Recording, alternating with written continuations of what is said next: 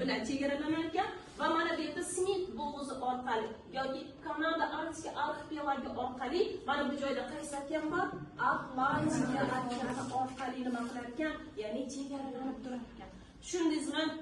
Ya'ni ikkita materiya bo'lib turar ekan. Bular qaysilar chegaralab turar ekan? Bular qaysi ekan? Shimoliy Amerika va Yevropa. Qaysi okeanlar bilan?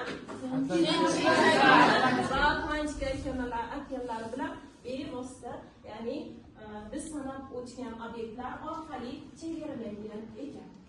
Xo'sh, qirg'oqlar parchalanganmi? Parchalangan. Xo'sh, bu parchalanish nima beradi? Ko'plab orollarning mavjudligini berishini ko'rishimiz mumkin. Shunaqa orollarni sanab o'tgan. Grenlandiya oroli berilgan, Novaya Zemlya berilyapti, ko'ryapsiz. Xo'sh, Qirolicha Yelizaveta Viktoriya berilyapti, ko'ryapsizmi? Severnaya Zemlya kabi orollar berilganmi? Xo'sh, o'rganilishiga o'tamiz. Kim o'rgandi yoki kimlar o'rgandi degan savolga javob berishimiz kerak. Birinchi kim o'rganadi?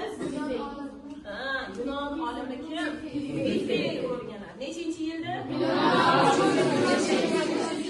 25-yilda, ya'ni nima qilar ekan Pifey? Pifey bu dengizga nima deb nom beryapti? deb o'zini tushunchasidan kelib, mana qarang.